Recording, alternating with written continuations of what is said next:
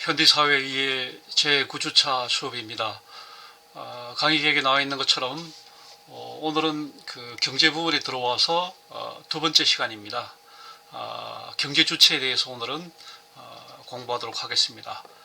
경제 주체를 크게 가계와 기업과 정부 이 세 가지로 나눠서 우리가 공부하도록 그렇게 하겠습니다. 지금 강의 계획 우리가 보다시피 7주까지 우리가 공부를 하고 지난주에 중간 시험을 치렀습니다. 지난주에 우리가 경제 이제 그 첫 부분 기초 이론 부분을 공부를 했습니다. 오늘은 이제 경제 주체를 공부를 하고 이제 조금 늦춰져서 이제 다음 주에 미시그 경제, 그 다음에 거시 경제 이런 순서로 경제 부분을 대략 4주로 나누어서 우리가 공부를 하고, 그다음에 사회 부분을 이제 앞으로 한 3주 정도 더 공부를 하게 되면은 모든 예정했던 진도가 모두 끝나게 됩니다. 돌이켜 보면은 우리가 이제 정치를 3주 동안 공부를 했고, 법을 2주 동안 공부를 했죠. 좀 굉장히 분량이 많은 부분들을 급하게 많이 진도를 많이 나갔는데, 물론 이제 경제 부분이 제일 분량이 많습니다. 그래서 네 부분으로 나눠서 이제 공부를 하는데, 오늘 이제 공부하는 이 가계와 기업 이 경제 주체 부분은 이 미시 경제와 상당히 이제 중첩이 되고, 그 다음에 그 경제 주체 가운데 정부 부분은 거시 경제하고 또 내용상 상당히 연관이 됩니다. 어쨌거나 이제 지금 우리 그 목차를 그렇게 구분을 했으니까 오늘은 이제 경제 주체에 대해서 공부를 하겠고, 우리 교재로 보면 이제 142페이지가 됩니다. 142페이지부터 이제 진도를 나가게 되는데, 오늘 나갈 부분도 분량이 상당히 많습니다. 가능하면은 예정했던 진도를 다 마치려고 이렇게 하는데, 혹시 조금 이제 분량이 너무 많다 싶으면은 다음 주로 이렇게 넘어갈 수도 있겠습니다. 그 부분을 여러분들이 이해를 하기를 바라겠습니다. 자, 우리가 이제 지금 공부하는 것이 현대사회의 이해 중에서 우리가 이제 현대사회의 경제 현상에 대해서 공부를 하고 있잖아요. 다시 말하면 제24장 우리 목차로 교재로 치면은 제24장 이제 경제학 부분입니다. 그래서 우리가 지난 시간에 공부했던 것이 24.1 그렇게 해서 경제 기초 이론들을 이제 우리가 공부를 했거든요. 오늘은 이제 24.2 그렇게 해서 경제학의 그 현상들을 경제 현상들을 이제 주체별로 구분해서 우리가 보겠습니다.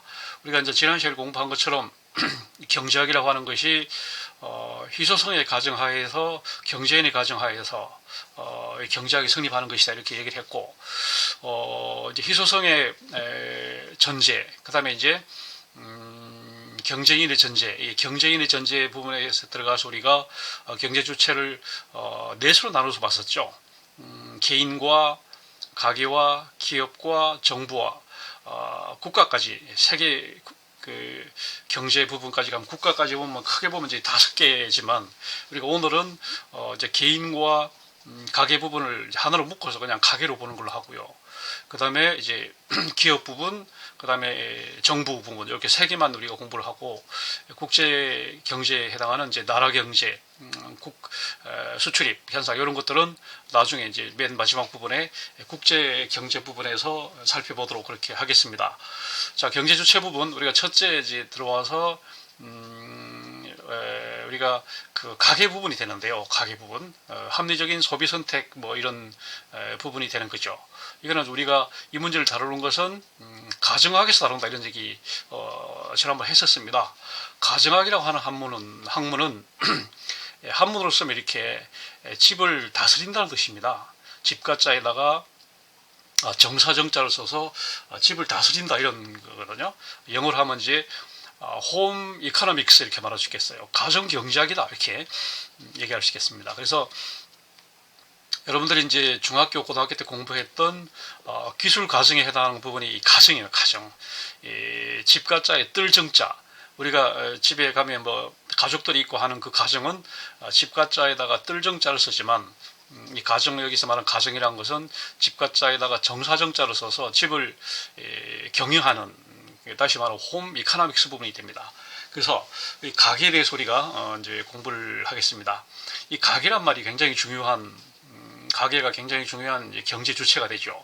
가장 기본적인 주체가 어떻게 보면 출발 지점이라고 볼 수 있습니다. 다시 말하면 개인과 이제 가정 이게 출발 지점이거든요. 그래서 가계라고 하는 것은 이렇게 한문으로 쓰면 집의 어떤 계획, 집의 이제 경제적인 계획을 가계라고 하죠. 가계 한문으로 쓰면 이렇게 가계라고 쓰고 영어로 이제 하우스홀드다 이렇게 해서 그냥 합성으로 씁니다. 하우스와 홀드라고 하는 말을 이렇게 그냥 어근끼리 하나로 묶어서 합성으로 이렇게 쓰는 거죠. 영어에서는 이제 합성어를 잘 안 쓰죠. 대체로 접두사나 뭐 전미사가 붙은 이런 파생어가 많고 합성어는 가능하면 이제 띄어서 쓰죠. 이런 식으로 홈 이코노믹스 이런 식으로 띄어서 쓰지 쭉 붙여서 쓰지 않습니다. 그러나 이제 하우스홀드 이 부분은 항상 이렇게 붙여서 써요. 가계.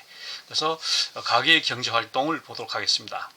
이 가계 경제 주체 가계라고 하는 것은 이제 생산하는 그 어떤 그 뭐랄까 방정식을 이렇게 도출을 해보면 그 가정의 어떤 수입은 인컴 수입이나 아이라고 하는 것은 C 플러스 S로 구성이 되는 거죠. 어떤 가장이나 하여튼 뭐 가정 전체의 수입이라고 하는 것은 일부는 소비가 되고 일부는 저축이 되기 때문에 I는 C 플러스 S다 이런 식으로 이제 이런 등식이 성립하는 것이 가계에서의 그 뭐라고 경제 방정식이다 이렇게 얘기할 수가 있습니다. 가계의 경제적 역할, 가계가 이렇게 경제 활동에 있어서 얼마나 중요하냐. 아까 말한 것처럼 가장 기본적인 출발 지점이라는 점에서 굉장히 중요하기도 하지만 이거는 상품의 최종 소비자죠. 물론 기업도 소비를 합니다. 중간 소비재 같은 것을 생산재 같은 것들을 이제 소비를 하긴 하지만 전형적인 어떻게 보면 소비 주체가 바로 가게입니다. 가정에서 상품을 수요 그런 가정은 바로 상품의 수요 또는 소비자입니다. 그리고 이 가정에서 그 구성원들은 생산 요소가 됩니다. 주로 이제 가장이나 뭐 가정 주부나 자녀들은 경제 활동을 하잖아요. 그러니까 이제 가장이 출근해서 일을 하게 되면 이제 노동력을 공급하는 공급자가 되는 거고, 그 다음에 이제 뭐 은행에 저축을 하고, 그 다음 뭐 주식에 투자를 하고, 그 다음에 뭐 빌딩을 사들여서 뭐 임대 사업을 하고 이런 것들이 이제 전부 또 자본을 공급하는 그런 중요한 공급자가 되는 거고, 그 다음에 기술을 또 공급하는. 그래서 가게는 상품의 수요자임과 동시에 공급자다 이렇게 한마디로 얘기할 수가 있겠습니다. 가계 소득이라고 하는 것은 아까 말한 것처럼 가장이나 이제 가정주부나 하여튼 가정의 구성원들이 벌어들이는 그 경제적인 어떤 것을 우리는 소득이다 이렇게 말하는 거고, 이 소득이라고 하는 것은 소비 지출의 원천이 되죠. 이걸 가지고 돈을 이제 소비도 하고 지출도 하고 저축도 하고 하다 보니까 그런 경제 활동의 원천이 되는 거고, 그 다음에 이것은 경제의 능력이 있는지, 그 다음에 사회적으로 얼마나 지위가 높은지 하는 것을 나타내주는 지표가 되는 거죠. 인디케이터가 된다는 얘기죠. 그 다음에 이런 그 소득을 기초로 해서 생산 과정에다가 이제 노동력을 제공을 하는 거고, 노동력을 제공하는 대가로 이제 소득을 얻게 되는 거죠. 그 다음에 그 이제 소득을 저축을 해서 그걸 가지고 이제 투자도 하고 하다 보니까 이제 자본이 되는 거고, 그 다음에 소득을 이제 축적을 시켜서 이제 건물이나 토지 같은 것을 매입하기 때문에 이러한 생산 요소를 이제 제공을 하고, 그다음에 받는 대부분의 이제 노동력, 육체노동, 정신노동에 대한 노동 형태에 대한 임금 형태, 아니면 은행에 넣어놓고 그다음에 뭐 아니면 뭐 그 이윤, 그다음에 이자, 뭐 지대, 토지 같으면 지대가 나온 거고, 자본 같으면은 이제 이윤 이자가 나오겠죠. 이런 식으로 이제 형태를 갖는 것이 바로 소득이 되는 겁니다. 소득도 여러 가지로 나눠볼 수가 있겠죠. 이제 경상소득, 그 다음에 비경상소득. 경상소득은 이제 노멀한 통상적인 의미의 그런 소득이고, 비경상소득은 이제 이게 통상적이지 않은 좀 예외적인 그런 소득들이 되는 거죠. 경상소득의 가장 일반적인 형태는 이제 근로소득이 되는 거고, 근로소득이 가장 일반적인 형태지만 또 재산소득, 또 자산소득이 또 있습니다. 그 다음에 사업소득, 임대사업을 한다, 뭐 하여튼 뭐 세탁소를 한다, 아니면 뭐 자영업을 한다 이런 사업 소득이 있을 수 있는 거고, 그다음에 이제 그 월정 뭐 연 이렇게 돈이 들어오는 연금이랄지, 그다음에 이제 실업 상태에 있으면 받게 되는 이제 실업 수당 같은 거, 이런 것들을 우리는 이제 이전 소득이라고 하죠. 연금이나 실업 수당 같은 것을 이전 소득. 그래서 소득은 이제 근로소득, 재산소득, 사업소득, 이전소득, 이렇게 이제 네 가지로 이제 구성이 되는 것이고, 그다음에 비경상소득은 이제 뭐 회사를 퇴직했을 때 받게 되는 퇴직금, 일시불로 받게 되는 퇴직금, 연금 말고 일시불로 받게 되는 퇴직금이 있습니다. 그다음에 부모님이 돌아가셨을 때 받게 되는 상속, 그다음에 살아계실 때 물려받게 되는 증여, 이런 상속 증여, 그다음에 부모님이 돌아가셨을 때 이제 부조 같은 거 받는 이런 경조사에 받는 경조소득, 이런 것들이 비경상소득으로 해당이 되는 거죠. 이렇게 구성이 되는 것이 가계의 소득이다, 이렇게 말할 수 있는 거고요. 이런 소득을 이제 원천으로 해서 소비 활동을 하는데, 가정에서 소비를 하는 것은 효용을 추구하는 것입니다. 우리가 효용이라는 걸 우리가 지난번에 얘기를 했죠. 효용이라는 걸 상품을 소비할 때 우리가 느끼게 되는 어떤 즐거움, 이런 것을 효용이란 거예요. 상품 소비의 즐거움. 우리가 이제 소비를 통해서, 소비를 하는 목적은 이제 효용을 얻기 위해서 하는 거고, 가능하면 이제 적은 지출을 통해서 많은 효용을 얻고자 하기 때문에 우리는 경제인의 가정이다, 이런 얘기를 하는 것이고, 그 다음에 이런 소비를 통해서 우리는 삶의 욕구를 충족시킬 수 있고, 그 다음에 이제 재충전을 할 수 있고 하는 그런 미시경제적인 측면도 있고요. 그 다음에 이런 소비가 활성화됨으로 해서 이제 그 경기가 좋아지잖아요. 경기가 활성화되고, 그다음에 이제 기여, 국민 경제에 대한 기여를 할 수 있는 거죠. 그래서 우리는 소비의 미덕, 소비가 이제 소비의 역설, 이런 말이 하는 거죠. 한때는 저축이 미덕이다, 이런 말 하다가 너무 저축을 많이 하고 소비가 이렇게 줄이게 되면 경기가 침체되니까 적당한 소비가 이루어진다. 우리는 소비가 미덕이다, 이런 말에 소비의 역설, 이런 또 국민 경제적인 측면이 있어요. 그다음에 과거의 소득, 그다음에 자산, 현재의 소득, 자산, 미래 소득의 전망, 이런 것들이 다 이제 소비와 이제 관련되어 있다, 이렇게 말할 수 있는 거고, 그다음에 가계에서 이제 벌어들이는 소득 가운데 소비되지 않는 것은 이제 저축으로, 세이빙으로 이제 남는 건데, 저축이라고 하는 것은 이제 미래 소비하기 위한 현재 소비의 비축이다, 이렇게 이제 정의할 수 있는 거고, 만약에 대해서 대비를 하고, 그다음에 소득을 창출하기 위한 장기적인 그런 자산 축적 수단이다라는 그런 미시경제적 그 측면도 있고, 또한 우리가 가계가 저축을 함으로 해서 그것이 이제 가지고 재원이 되잖아요. 그러다 보니까 국민 경제에 재원이 되기 때문에, 그래서 국민 경제에도 크게 기여할 수 있는 것이 우리 흔히 말하는 저축률 있잖아요. 국민 저축률이라는 거 굉장히 이제 중요한 겁니다. 소비도 중요하고, 아까 말한 것처럼 경기 활성화하는 데 있어 중요하고, 저축은 그것이 이제 투자의 재원이 되기 때문에 또 굉장히 중요하기 때문에 국민 경제적인 측면도 있다, 이렇게 얘기할 수가 있겠죠. 그 다음에 이제 합리적 소비라고 할 때 어떤 거냐. 우리가 이제 가정생활, 가정경제생활 할 때 있어서 합리적인 소비를 한다고 하는 것은 경제인의 그 가정에 맞도록 최소의 비용을 가지고 최대의 만족, 최대의 효용을 얻고자 하는 것이 합리적인 소비죠. 다시 말하면 그렇게 하면서 또한 동시에 기회비용을 최소화시키는 거예요.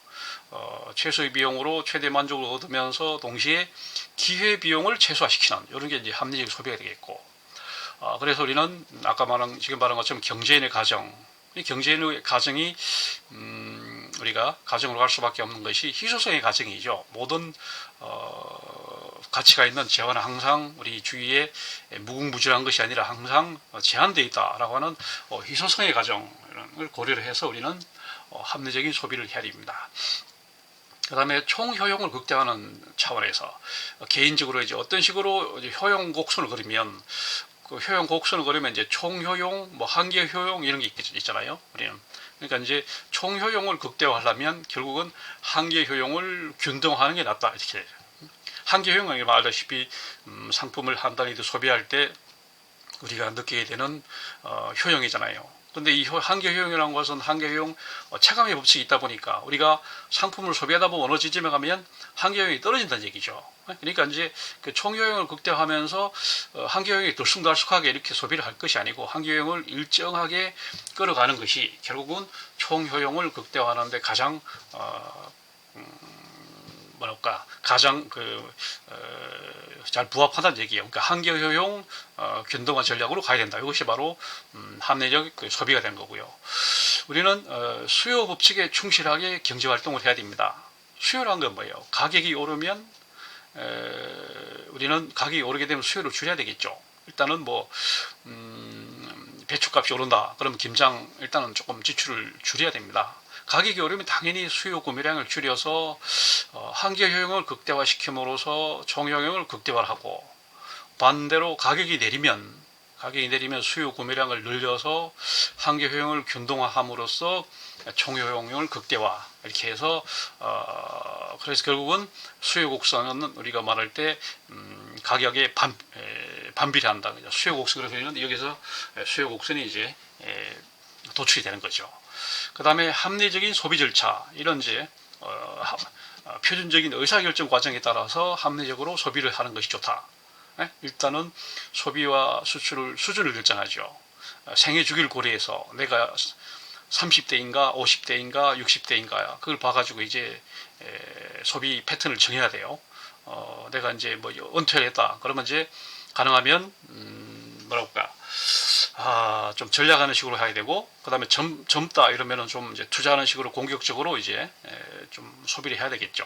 그 생애 주기를 고려를 하고, 그 다음에 얼마를 저축을 하고 얼마를 소비를 할 것인가.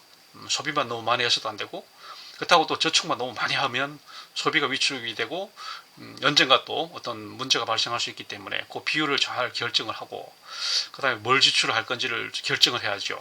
아이들을 키울 때라고 그러면 교육비나 이런 게 이제 많이 지출이 될 거고, 아이들이 다 컸다 뭐 이렇게 되면 또 뭐 주급이나 이런 쪽에, 아니면 뭐 투자나 이런 쪽으로 또 지출 항목이 구성이 되겠죠. 그 다음에 이제 합리적인 구매를 해야 되는데, 구매를 할 때도 항상 구매 계획을 입안을 해서 이렇게 해야 됩니다. 그 다음에 어떤 것이 좋은지 대안을 여러 개 고려해서 그 중에 선택을 하고 나중에 냉정하게 평가를 해서 그 다음 소비에 또 반영을 하고 뭐 이런 식으로 가는 것이 합리적인 소비 절차가 아닐까, 이렇게 우리는 생각하죠. 비합리적인 소비는 뭐 우리가 알다시피 과소비, 지나치게 과소비하는 거, 과시소비, 남들에게 보여주려고 하는 그런 소비, 그다음에 모방소비, 충동소비, 투기소비, 의존소비, 이런 것은 비합리적인 소비 형태에 속하는 겁니다. 바람직한 소비는 책임감을 가지고 소비를 해야 되는 거고, 미래에 대비를 해야 되는 거고, 항상 미래를 생각해야 되는 거고, 그 다음에 환경보호, 가능하면 환경 친화적인 그런 상품을 구매하고 그런 경제 활동을 하고 하는 그런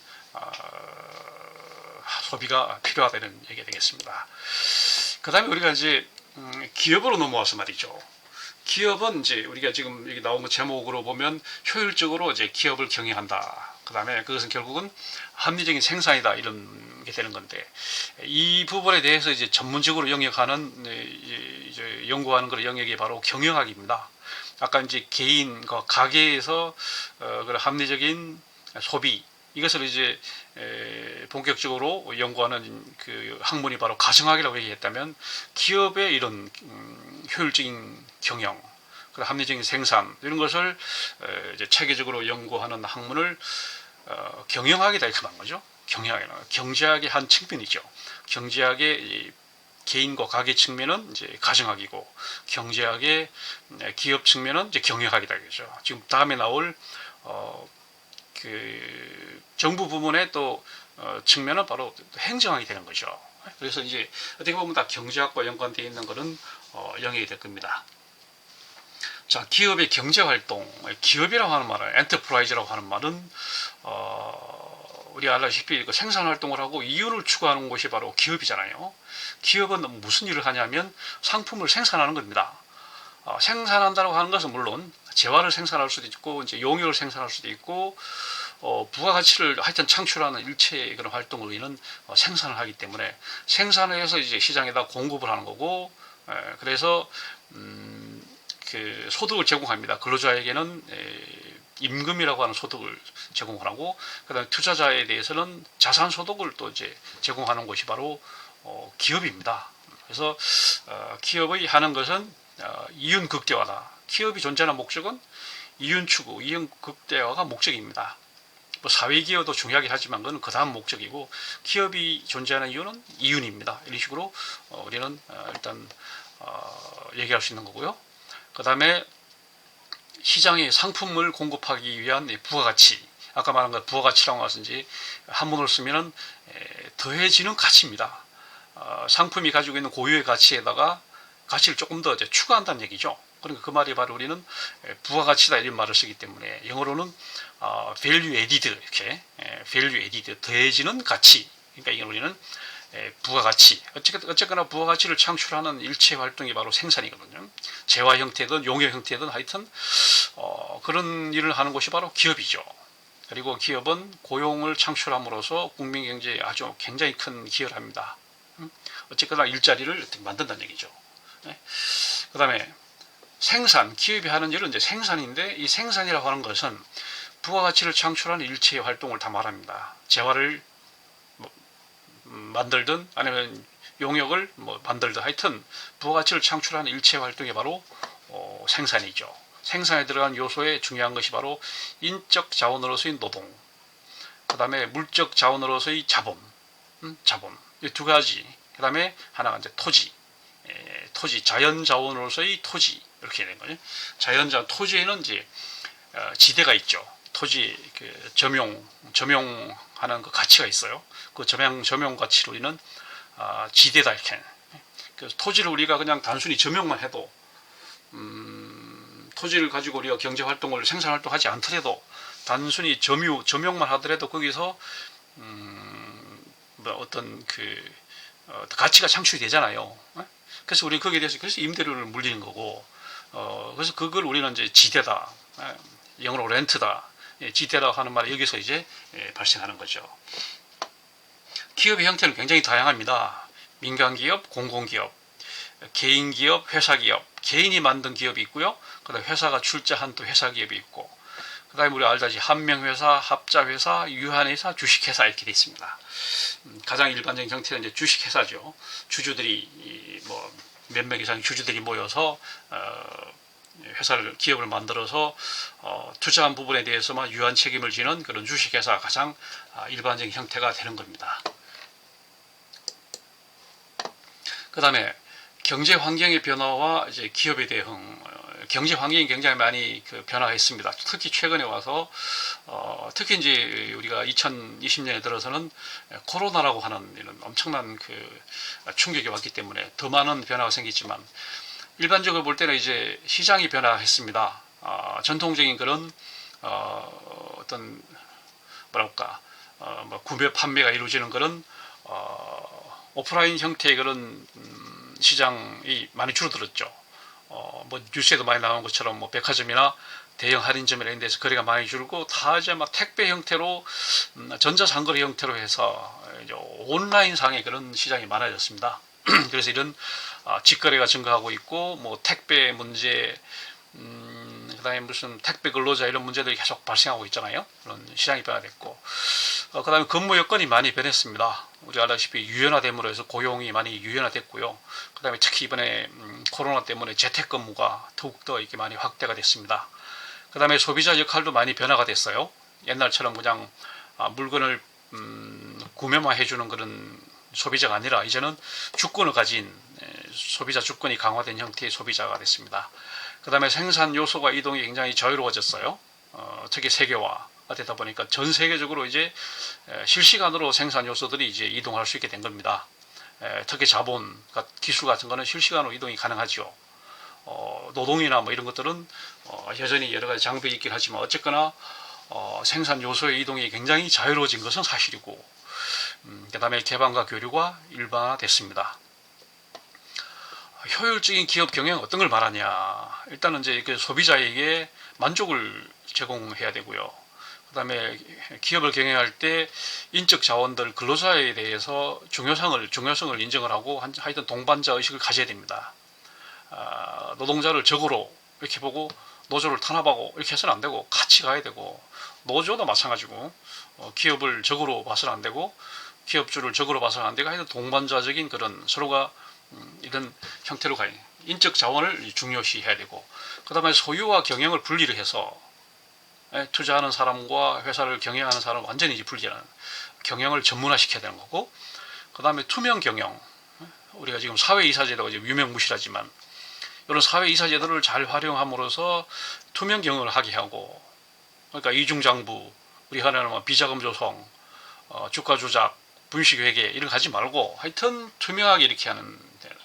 그 다음에 경쟁력을 강화하고 선택과 집중을 해서 한쪽에 최선을 다하고 경쟁력을 강화하고, 그 다음에 세계화에 부응을 해서 넓은 안목으로 이렇게 세계적인 어떤 표준적인 세계적인 표준에 맞게 이렇게 기업을 경영해야 된다. 이게 효율적인 기업 경영이 되겠죠.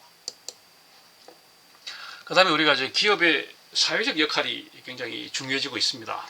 아까 말한 것처럼 기업이라고 하는 것은 뭐 이윤을 추구하는 게 존재의 목적이긴 하지만, 기업이 갈수록 이제 사회적인 그런 역할이 중요해지고 있거든요. 그래서 기업의 사회적 역할, 이거는 이제 기업이 뭐냐면 이윤을 창출하고 그 다음에 경쟁력을 확보하고 하는 것은 뭐 너무나 당연한 거지만, 이런 이윤을 토대로 해서 설비 투자를 꾸준히 해야 됩니다. 현금으로 쌓아놓고 그다음에 뭐 그 현금을 투기를 하고 이렇게 해서는 안 되고, 그 이윤을 가지고 계속 설비 투자를 하고 또 기술에 투자를 하고 그다음에 고용을 창출하고 그다음에 부가가치를 계속 높임으로 해서 국민 경제에 기여를 하고, 뭐 이런 식으로 기업이 사회 역할이 있는 것이죠. 이런 거 볼 때 우리나라 대한민국의 대기업들 이제 재벌이라고 하는 데서 하는 걸 보면 굉장히 우리가 좀 실망스러운 부분이 많죠. 이윤 창출을 위한 경쟁력의 확보도 자율적으로 해야 됩니다. 삼성, 현대가 알아서 해야 돼요. 더 이상 국가에 기대해서는 안 되고, 그 다음에 어떻게든 소비자한테도 신뢰를 얻어야 되는데, 기업들이 자기들 그 승계, 2세, 3세 승계를 위해서 아주 굉장한 그 상상을 초월하는 그런 일들을 하고 있잖아요. 이런 것들이 우리가 엄청나게 이제 신문지상을 통해서 많이 보고 있습니다.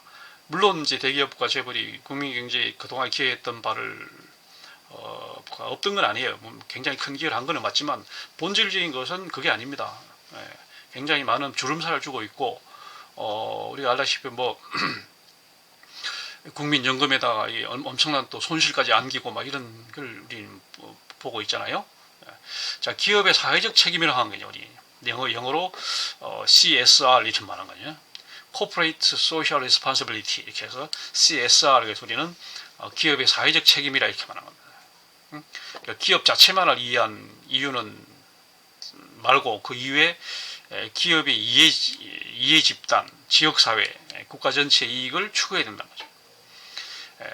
기업도 사회 구성원이기 때문에 공공성을 지켜야 되고 사회적인 책임, 사회성을 추구해야 되고, 소비자에 대해서는 가능하면 저렴하게, 가능하면 저가격, 고품질, 안전하게, 사고 안 나게, 그 다음에 피해에 대해서는 적극 보상을 하고, 그 다음에 소비자의 권익을 보호를 하고, 이렇게 하는 종업원에 대해서는 최저 수준의 근로기준을 준수를 하고, 정당한 노임을 지불을 하고, 인격적으로 대우를 해주고, 그 다음에 기업 성장의 동반자로 의식을 하고, 그 다음에 투자자, 주주에 대해서는 적정한 이익을 배당하고, 분식회계를 통해서 뭐 이익을 이렇게 언니가 그렇게 하면 적정한 이익을 배당을 하고, 소액 주주에 대해서도 존중을 하고, 그 다음 기업 정보를 투명하게 공개를 하고, 비자금 이런 거, 그 다음에 공익, 환경을 국가가 규제를 하지 않아도 자율적으로 환경을 보호를 하고 자원 보존을 하고, 그 다음에 자원 배분 왜곡, 빈부격차를 해소하는데 적극 동참을 하고, 그 다음에 이익의 일정 부분은 사회에 환원을 하고, 이런 총체적인 사회적 책임, 이게 이제 우리 사회에 보편화돼야 된다는 얘기죠. 그 다음에 기업의 윤리라고 한 것은 정당한 이윤을 추구하고 정당한 이윤을 추구해야 됩니다. 그 다음에 경영의 투명성, 이게 이제 말하는 사회이사제를 내실 있게 운영을 하고, 그 다음에 국제 기준의 회계를 이제 준수를 하고, 관련된 법규, 우리가 말하는 상법이나 경제법이나 노동법 이런 것들을 법규를 잘 세법, 조세법 이런 걸 잘 준수를 하고 그다음 사회적인 통념상의 윤리도 잘 준수를 하고 이렇게 기업이 해야 되는 거죠. 이거는 이제 국가나 누가 간섭하지 않아도 기업이 알아서 이렇게 하는 이게 이제 선진 기업 문화와 이제 아닌 차이죠. 유럽이나 미국 같은 이런 데 보면 기업들이 굉장히 선진적인 기업 문화가 깔려 있거든요. 국가가 개입하지 않아도 알아서 이런 식은 자기들이 먼저 선도를 하는 그런 게 있는데 후진국은 이게 안 되는 거죠. 하여튼 그 다음에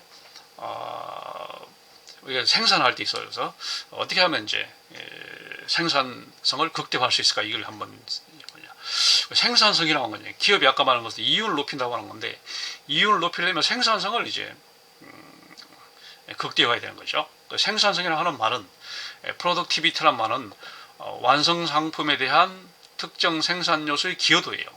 그러니까 노동 생산성, 자본 생산성 이런 말을 쓰면 노동 생산성 같은 노동 인건비를 쓰더라도 하여튼 생산성을 최대 높이는 거, 자본 생산성, 자본을 투하되 하여튼 생산성을 높이는 거, 이게 생산성이라는 거지.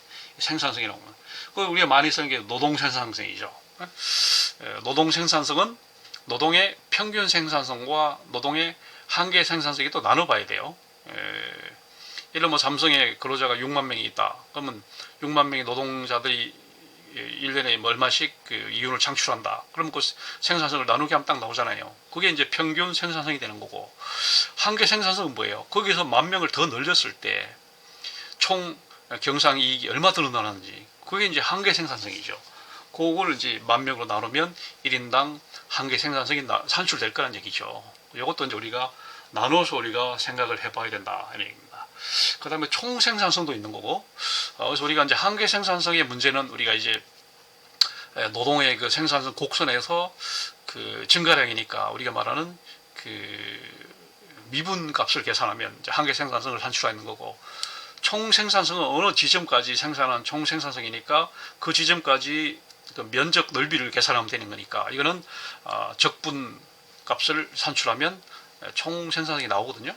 우리가 수학에서 배웠던 미분과 적분의 그 개념을 활용을 해서 이걸 산출해 볼 수가 있는 겁니다. 그 다음에 한계 생산성 체감의 법칙입니다. 이거는 뭐 법칙이라고 하는 말을 쓸 정도로 반드시 한계 생산성은 체감하게 되어 있다는 거죠. 이걸 우리가 말하는 그 한계 효용 학파에서 한계 효용 체감의 법칙이라는 게 벌써 신고정 경제학에서 이미 이제 발견했기 때문에 거기다가 한계 효용에다 이제 생산성을 대입을 한 거죠. 그랬더니 한계 생산성 체감의 법칙이다 이런 말이 나온 거죠. 자본 투입량이 그대로라면은 노동 투입량을 계속 증가시킨다고 해서 한계 생산성이 계속 증가하냐? 그러면 어느 지점까지 증가하다가 어느 지점 가면은 꺾인다는 거죠. 마치 한계 효용 체감의 법칙이 적용되는 것처럼. 그래서 우리는 어느 지점까지는 노동력 투입을 늘려가다가 어느 지점에 가면 더 이상 노동력 투입을 늘려서는 안 되는 거죠. 그래서 이게 이제 한계 노동성 체감의 법칙이고 그 다음에 노동 투입량을 불변할 때 자본을 계속 좀 더 늘려보자 이렇게 우리는 말할 때는 또 자본 생산성도 또 체감을 해요. 자본 생산성도 계속 이제 뭐 회사 규모를 키우고 공장을 더 증설하고 이렇게 해서 계속 투자를 한다고 해서 생산성이 계속 높아지냐 하면 어느 지점까지 높아지다가 어느 지점부터는 이제 꺾인다는 얘기죠. 감소하기 전이. 그러니까 이런 걸 잘 고려를 해서 우리는 생산성을 이제 극대화하는 식으로 이제 방정식을 만들어서 투입할 자본과 투입할 노동량을 우리가 이제 최적 값을 산출해 가지고 이제 경제 활동을 생산 활동을 해야 된다 그런 얘기죠. 그다음에 한계 생산성 균등의 법칙 이와 같이 한계 생산성은 체감하다 보니까 우리는 어느 이렇게 들쑥날쑥 하다 보니까 한계 생산성을 균등하게 쭉 가져가는 것이 총 생산성에 가장 유리하다고 합니다. 우리 그래서 이것을 한계 생산성 균등의 법칙이다 이렇게 말합니다. 그래서 우리는 생산 요소 최적화라서 각 생산 요소를 한계 생산성 가격을 이제 균등화시켜서 이제 그렇잖아. 이거는 우리가 뭐 알다시피 여러분들이 여러분들이 이제 뭐 예를 들어 학점을 볼 때 뭐 8학기 동안에 학점이 뭐 들쑥날쑥 하잖아요. 평점이 3.3, 3.6, 3. 이렇게 하는데 여러분이 열심히 노력했는데 어떨 때 노력해서 뭐 학점이 올라갈 때도 있고 내려갈 때도 있고 이럴 때는 결국은 들쑥날쑥할 때 한보다 8학기를 꾸준하게 그냥 한 뭐 0.5 정도로 꾸준히 끌어올리는 것이 총 졸업할 때 최종 평점을 최고로 하는 데는 역시 제일 낫다는 거예요. 많이 어떤 때는 뭐 4.2까지 갔다가 뭐 3.2까지 갔다 이게 들쑥날쑥 해서는 안 되고 꾸준히 끌어올리는 것이 한 개 학점 균등의 법칙을 적용이 된다는 얘기죠. 여러분 삶에 있어서도 내가 어느 때는 행복했다가 불행했다가 이렇게 들쑥날쑥한 것보다는 행복 지수를 꾸준히 조금씩 끌어올리는 게 좋다 얘기죠. 한번 끌어올렸다가 뚝 떨어지고 하는 것보다는 꾸준히 끌어올려서 가는 것이 훨씬 총 행복에 유리하다 이런 얘기가 되는 거예요. 그게 바로 한계 생산성 균등의 법칙입니다. 이런 내용들이 여러분들이 조금 이해하기 어려우면은 검색해보면 됩니다. 여러분들 지식 검색을 해보든지 아니면 시중에서 그 경제학 교과서 같은 데 보면 이게 많이 나와 있거든요. 그래서 그걸 한번 여러분들이 참조를 하면 됩니다. 지금 우리가 지금 우리 학교 지금 수업에서도 사회학 경제 공공경제학 시간에도 우리가 이제 첫 시간에 둘째 시간에 이런 얘기를 좀 했거든요. 그래서 그리고 지금 이번 학기에 경제학 원론이 지금 개설되어 있기 때문에 그 경제학 원론에서 이 내용들을 할 거란 말이죠. 그 경제학 과목에서 이런 내용들을 본격적으로 이제 공부를 해야 되는 겁니다. 그다음에 이윤을 극대화하기 위해서는 한계의 비용을 결정해요. 그래서 우리는 이윤 극대화. 자, 이윤이라고 하는 말은 우리가 수입을 해서 판매를 해서 그 판매한 수입에서 생산 비용을 차감한 그게 바로 이제 이윤이죠. 그래서 이윤 극대화로 하는 것은 결국은 생산량의 결정이 최적화시키는 게 왜냐하면 가격이라고 하는 것은 정해 있잖아요. 마음대로 막 올릴 수 있는 게 아니기 때문에 가격은 거의 불변되기 때문에 결국은 우리가 그 원가를 절감하는 수밖에 없다. 그래야지만 이윤이 극대화 된다는 얘기죠. 예를 들면 뭐 핸드폰을 만든다, 신제품을 만든다 그래도 그 가격은 그냥 100만 원 선이기 때문에 한 100만 원 선이기 때문에 거기에 맞춰가지고 이윤을 극대화하려면 결국은 가격을 200만 원, 300만 원 받으려고 하면 안 되고 100만 원 안에서 원가를 최대한 절감해서 이윤을 높이는 방식으로 가야 된다는 거죠. 차를 만들 때도 예를 들면 뭐 전기차를 만든다. 그러면 대체로 이제 전기차 가격이 예를 들면 한 6천만 원으로 고정이 돼 있단 말이에요. 그러면 6천만 원이라고 하는 가격은 사실 이거는 고정되어 있는 거예요. 어떻게 할 수가 없는 거예요. 그러다 보니까 이제 최대의 이윤을 내려면 원가 절감을 통해서 특히 결국은 그 핵심 부품인 전지 가격을 낮춤으로 해서 결국은 이윤을 극대화할 수밖에 없다 그런 얘기죠. 자, 그래서 한계 비용이라고 하는 것은 최종 생산물 한 단위를 추가로 더 생산할 때 들어가는 추가 비용입니다. 이 한계 비용 체증의 법칙입니다. 이걸 한계 생산성은 항상 체감하다 보니까 어느 지점에 가면 한계 생산성은 꺾이다 보니까 한계 비용은 반대겠죠. 어느 지점까지는 한계 비용이 줄다가 어느 지점에 가면 이제 확 늘어난다는 얘기죠. 한계 비용과 한계 생산성은 반대 관계에 있다고 보면 됩니다. 한계 생산성은 쭉 오르다가 꺾이듯이 한계 비용은 쭉 내려가다가 갑자기 증가한다는 얘기죠. 그 지점에서 생산을 멈춰야 된다는 얘기입니다. 그래서 우리는 거기서 그 지점에서 바로 최적 생산량 수준을 정해야 되는 거죠. 그래서 우리는 한계 수입과 한계 비용이 일치하는 지점에서 최적 생산량이 결정이 되는 거고, 완전 경쟁 시장에서는 시장 가격은 일정하기 때문에 아까 말한 것처럼 핸드폰 가격이나 전기차 가격은 대체로 뭐 가격이 정해져 있어요. 마음대로 못합니다. 가격을 많이 올리면 폭리를 취한다고 그러고 가격을 너무 내리면 덤핑이라고 그러고 정부에서 가격 규제를 하기 때문에 가격은 일정해 있는 거예요. 픽스드 돼 있다는 얘기죠. 그리고 가격과 한계 수입은 동일하기 때문에 결국은 한계 비용이 가격하고 한계 비용이 일치하는 지점에서 이윤이 극대화된다는 얘기죠. 그래서 생산 요소별 투입 수준은 각 생산 요소별 한계 생산성과 생산 요소별 비용이 일치하는 수준에서 최적점이 된다, 이런 얘기 되겠습니다. 그 다음에 기업의 공급 곡선, 가격에 따른 그 생산량을 결정하는, 가격에 따라서 어떻게 생산량을 이제 결정을 하면 되겠죠. 자, 그 다음에 이제 우리가 이제 정부로 넘어온 겁니다. 지금까지 이제 우리가 가계와 기업을 봤잖아요. 이 정부로 넘어와서 이제 그 책임 있는 재정 운용, 이렇게 이제 제목을 붙였습니다. 이 부분은 이제 경제학에 관심사긴 하지만 이제 행정학 쪽, 특히 이제 재무행정 쪽에서 이런 쪽을 많이 전문적으로 연구를 합니다.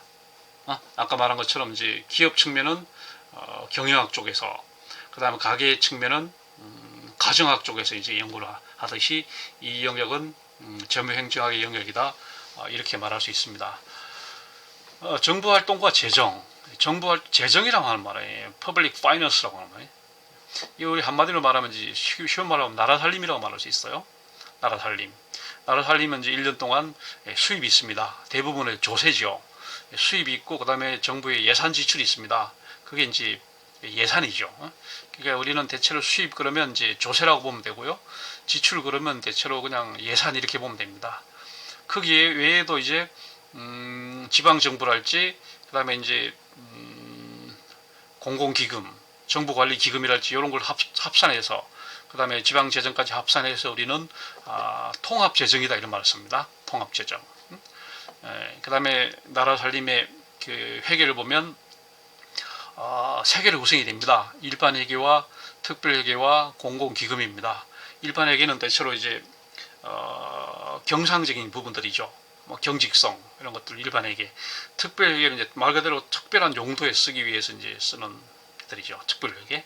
그다음에 공공기금은 이제 국가에서 특정한 그 기금을 적립해서, 예를 들면 뭐 연금성 기금들이 많죠, 주로.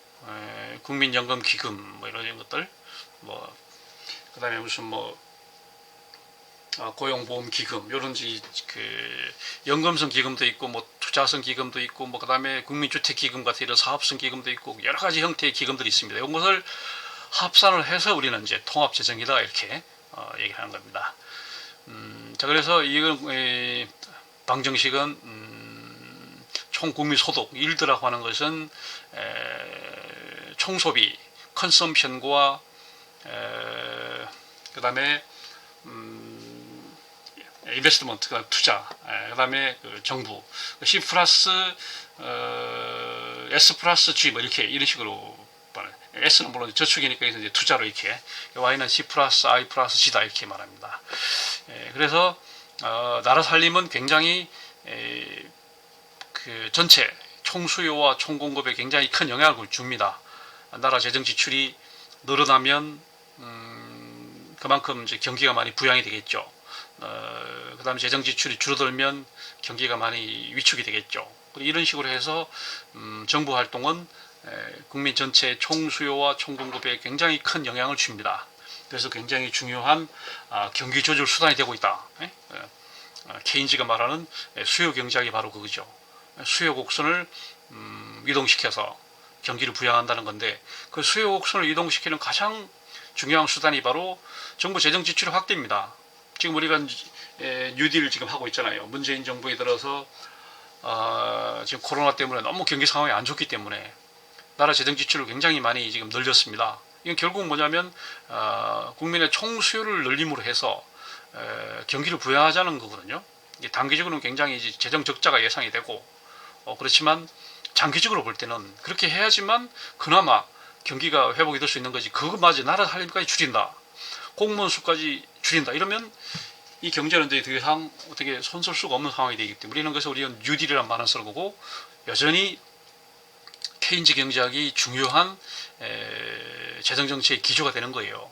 공급 경제학은 또 공급 곡선을 이동시킴으로 해서 경기를 부양시킬 수 있다, 이렇게 얘기를 했지만, 곡선 이동시키는 그 수단이랄지 이런 것들은 굉장히 영역이 제한되어 있기 때문에 그 효과가 굉장히 제한되어 있기 때문에 공급 경제학을 가지고는 이제 재정 정책을 구사하기 굉장히 힘듭니다. 현실적으로.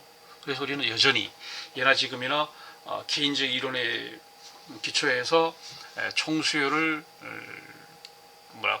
총수요를 늘리는 방향으로 이런 식으로 재정 정책을 구사하고 있는 거죠. 자, 그다음에 이제 그래서 나라 살림의 주요한 그 수입원이 바로 이제 조세입니다. 나라 살림이 아마 한 95% 정도 이상이 아마 조세라고 보면 됩니다. 95%. 조세. 조세는 우리 알다시피 그 헌법에서 납세 의무가 있습니다. 우리 말하는 국방의 의무와 납세 의무 두 가지가 있잖아요. 세금을 내도록 되어 있습니다. 그 다음에 이 조세는 자본 추출의 형태고요. 반면에 이제 국방의 의무, 병역의 의무는 노동력 추출의 형태입니다. 그는 징병이라고 하죠. 징병. 조세는 크게 나누면 이제 응익세와 응능세가 있습니다. 응익세는 말 그대로 이익을 봤으니까 세금을 내라 라고 하는 이익에 상응한다 그래서 응익세가 되는 거죠. 능세는 뭐예요? 능력이 있으니까 세금을 내라. 능력에 상응해서 세금을 내서 응능세. 예. 응익세와 응능세 이런 식으로 나눠볼 수 있습니다. 어떤 세금은 이익을 봤으니까 대체로 소비세들이 그렇죠. 일반 소비세인 부가가치세나 주세나 담배 소비세 같은 이런 전형적인 응익세입니다. 이익을 봤으니까 이익을 누렸으니까 세금을 내라고 하는 전형적인 응익세에 해당이 되는 거고, 소득세 같은 게 이제 전형적인 재산세 같은 게 전형적인 응능세입니다. 소득이 있으니까 재산이 있으니까 이런 능력이 있는 사람은 세금을 내야 된다.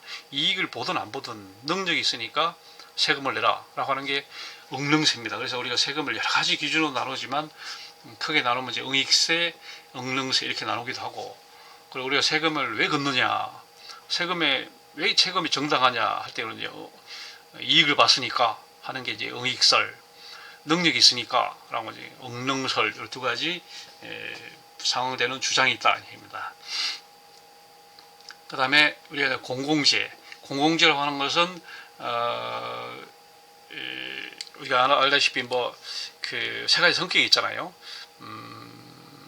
비경합성, 비배제성, 비분할성 이런 세 가지 성격을 가진 것이 공공재입니다. 이 공공재가 가지고 있는 성격 중 하나가 비배제성이죠. 비배제성이라고 하는 것은 그 사람이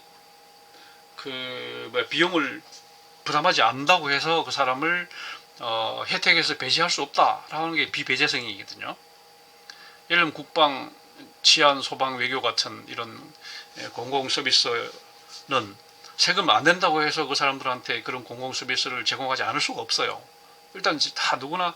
그래서 그런 성격을 우리는 비배제성이라고 하는 거고, 그런 비배제성 문제를 해결하려면 어쩔 수 없이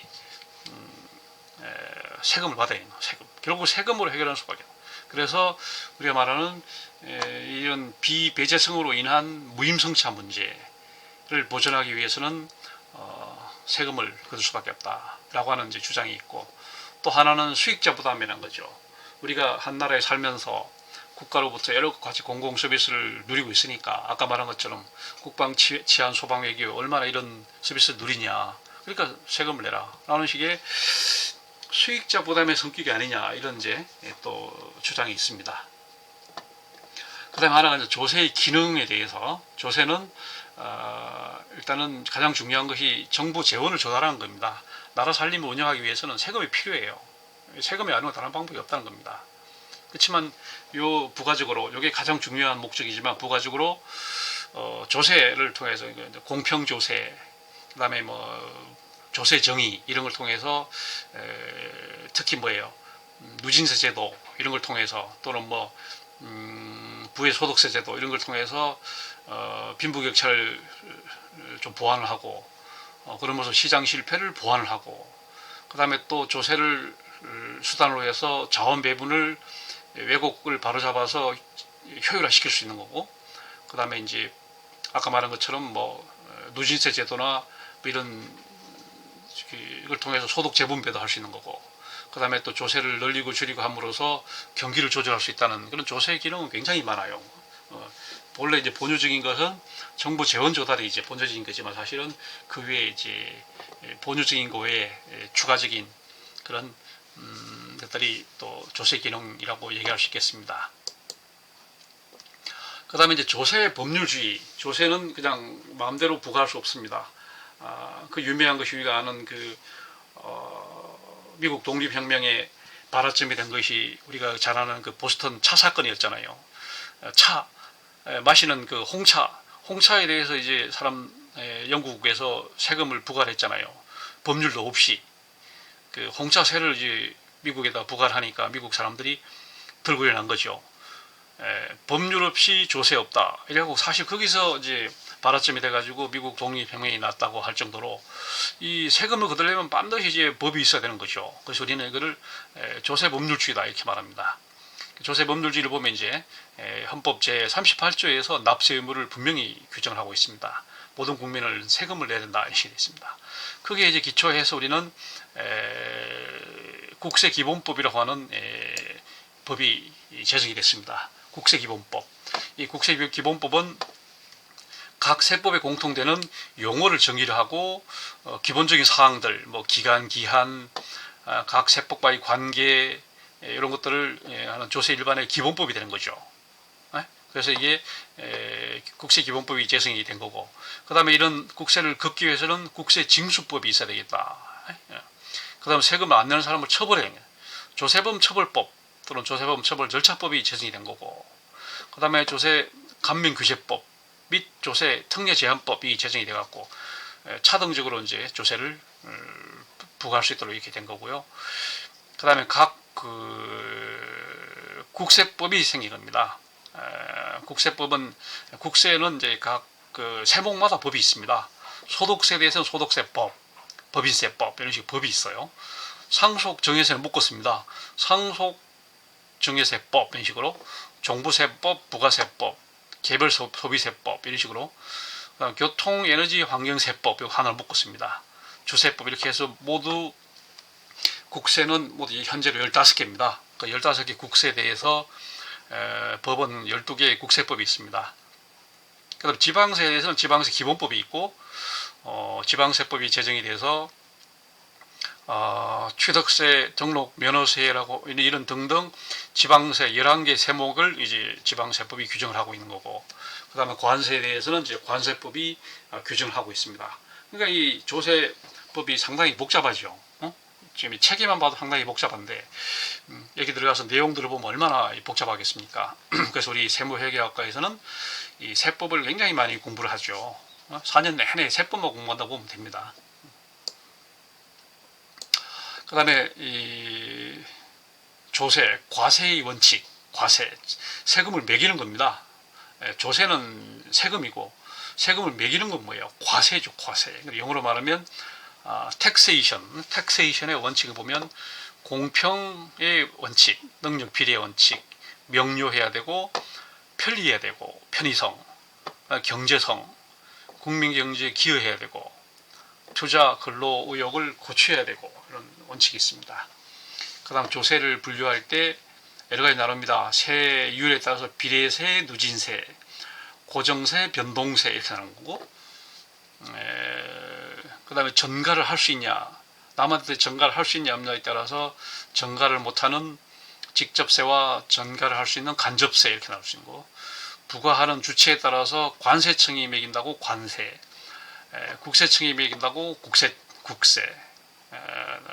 내국세, 국세라고 그러고, 그 다음에 지방자치단체가 부과한다고 해서 지방세 이렇게, 목적 여부에 따라서 특정의 목적이 있으면 목적세, 특정의 목적이 없으면 보통세 이런 식으로, 기타 아까 말한 응익세, 응능세, 그 다음에 요즘 많이 부과하는 소득과세, 그 다음에 이제 재산과세, 소비과세 이런 식으로 또 나누는 방법이 있습니다. 여러 가지로 하여튼 나누는 것이 조세입니다.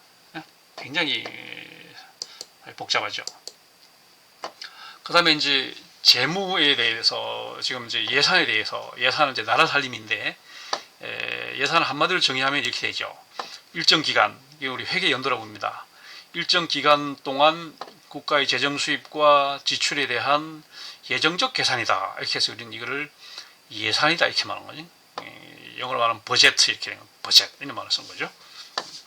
그 피스칼 이어라고 하면 FY 회계 연도 1월 1일부터 12월 31일까지. 우리나라 예산 제도는 현재 국가재정법이 이제 규정하고 있고, 옛날에는 이제 국가회계법, 예산회계법이 이제 제정했었고요. 우리나라 회계 연도는 지금 말한 것처럼 1월 1일부터 12월 31일까지 이렇게 되어 있습니다. 그다음 예산의 과정, 편성, 정부에서 편성을 해서 국회에서 심의 확정을 하죠. 그다음 정부에서 집행을 해서 그다음에 결산, 이렇게 이런 과정 4단계로 거치는 것이 예산 과정입니다. 그다음에 예산은 아까 나온 것처럼 일반회계, 특별회계, 공공기금 이 세 가지로 구성이 된다 이렇게 말하고, 그다음에 본예산과 추경예산이 있죠. 추가 경정예산 이렇게 둘로 나누시고, 그다음에 세입은 아까 말한 것처럼 조세가 대부분을 차지하고, 그 외의 것을 우리는 이제 세외 수입이라고 한다. 제일 많은 비중을 차지하는 것은 내국세고, 관세는 얼마 안 되죠. 통관할 때 수입에 대해서만 부과하는 것이 관세죠. 그 다음에 내국세 중에서는 국세가 단연 많고 지방세가 한 7대3 정도 비율이 됩니다. 국세가 7, 지방세가 한 3, 이 정도 비율이 되죠. 그 다음에 세출을 분류를 합니다.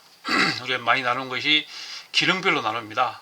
이런 식으로 R&D, 자, 이런 식으로 해서 이제 12개 이런 기능별로 나누는 분류법이 있고요. 그 다음에 이제 기관별로, 그 다음에 경제 성질별로, 예를 들면 뭐 경상 지출과 투자 지출, 투용자 이런 식으로 경제 성질별로 나눌 수 있어요. 뭐 소모성 지출과 뭐 생산성 지출 이렇게 나눌 수 있는 이런 것들은 이제 경제 성질별 분류가 된 거죠. 예산과 국민경제, 아까 말한 것처럼 Y는 C 플러스 I 플러스 G니까 국민경제에 대해서 예산이 굉장히 큰 영향을 주는 거고, 그래서 우리는 예산에 이제 적자 재정이냐 흑자 재정이냐 이게 굉장히 이제 중요한 거지만, 우리는 이 장기 균형이 중요하다. 단기적으로는 적자가 될 수 있지만 장기적으로 이게 우리가 말하는 건전 예산이 돼야 되기 때문에, 우리가 지금 말한 것처럼 올해 예산을 볼 것 같으면 우리가 상당히 적자죠. 이게 왜냐하면 코로나라고 하는 특별한 그런 상황이기 때문에 이 적자가 안 날 수가 없는 겁니다. 그러나 이제 우리가 내년 후년에 또 경제 상황이 좋아지면 또 세금을 많이 걷어서 또 이렇게 이걸 보존할 수 있기 때문에, 이런 것들은 장기 균형 예산이다 이렇게 얘기하는 겁니다. 그 다음에 재정정책의 수단, 재정투용자, 이거는 재정투자와 융자를 묶어서 이제 재정투용자다 합니다. 자, 이거는 공적 자금을 가지고 국민 경제에 대해서 투자, 돈을 이제 넣는 거죠. 투자. 융자, 빌려주는 거죠. 빌려주는 걸 받는 겁니다. 융자는 나중에 수입이 보장이 돼요. 그러나 투자는 수입이 보장이 되지는 않습니다. 그 수익을 노리고 이제 돈을 넣는 걸 투자라고 그러고, 투용자는 투자는 주로 SOC에다 많이 들어가는 거예요. 인프라, 우리 아는 그 사회 간접 자본에 소셜 오버헤드 캐피탈 SOC에 이제 다 들어가는 거고, 아니면 정부 기업에 이제 들어가는 것이 투자고, 융자는 이제 뭐 한국은행을 통해서, 금융통화위원회를 통해서 뭐 하여튼 그런 금융기관을 통해서 다양한 형태로 융자를 하게 되는 그런 거고요. 그 다음에 정부는 이제 구매자입니다. 시장으로부터 상품을 재화 용역을 구매를 해요. 이런 사업을 우리는 조달 사업이라 하면 조달, 정부에서 사들이는 것을 조달 사업이라고 그러고, 이런 사업을 하는 곳에 조달청이라는 데 있어 갖고 이제 조달 사업을 합니다. 그리고 이제 정부에서 필요한 물품들을 한꺼번에 모아서 한꺼번에 사들여오는 제도를 집중 구매 제도다 이렇게 말합니다. 지금 현재 나라장터 같은 걸 통해서 이제 집중 구매를 하고 있죠. 그 다음에 재정정책의 수단을 보면 이제 세입정책을 통해서 세금을 많이 걷고, 세금을 줄이냐, 세금을 많이 경제 상황을 경기를 부양하려면 세금을 줄여야 되겠죠. 반대로 경기를 좀 안정시키려면 세금을 늘려야 되겠죠. 이런 식으로 세입정책이라 말하는 거고, 세출정책은 이제 지출이죠. 나라 재정 지출을 경기를 부양하려면 재정 지출을 늘려야 될 거고, 경기를 좀 안정시키려면 재정 지출을 줄여야 될 겁니다. 이런 것 크게 나누면 세입 정책과 세출 정책을 나눌 수 있을 것이다. 재정 정책의 목표는 일단 경제 안정과 이제 발전이죠. 경기가 너무 과열됐다. 그럼 안정시키는 게 목적이 되는 거고, 그 다음에 경기가 너무 침체됐다. 그러면 이제 발전과 성장이 목표가 되는 거고, 또 하나는 이제 소득 재분배. 너무 이제 소득 격차가 크다. 이러면 이제 소득 재분배를 통해서, 이건 세입 측면에서 이제 조세 정의를 통해서, 아니면 또 세출 측면에서 사회보장 예산을 좀 늘려갖고 소득 재분배를 하는 거. 그리고 자원의 효율적 배분. 이거는 이제 뭐 예를 들면 대기업, 중소기업, 그다음 영역별로 무슨 제조업과 농업 사이 이런 우선순위를 좀 조정한다든가 이런 것들이죠.